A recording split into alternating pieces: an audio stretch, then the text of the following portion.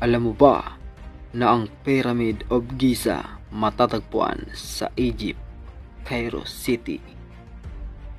At ayon sa mga eksperto, ginawa ito noong 3000 BC before Christ.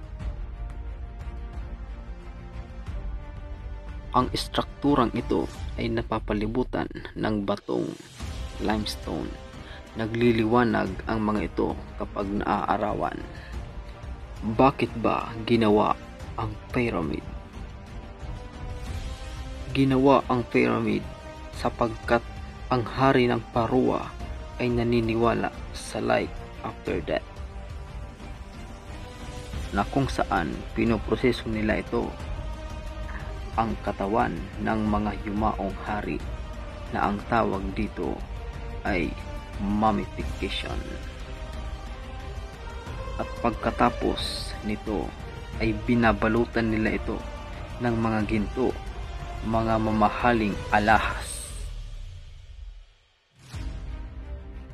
Ang Pyramid de Khufu ang pinakamataas sa lahat ng pyramid, na may taas ng 4.67 meters at may lawak na 230 meters.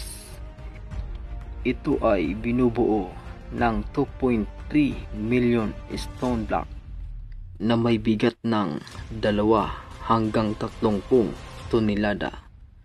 Ang pinakamabigat sa mga ito ay ang 50 tonelada. Paano nga ba ito ginawa? Ayon sa mga eksperto, ginawa ito sa loob lamang ng 15 hanggang sa 12 taon.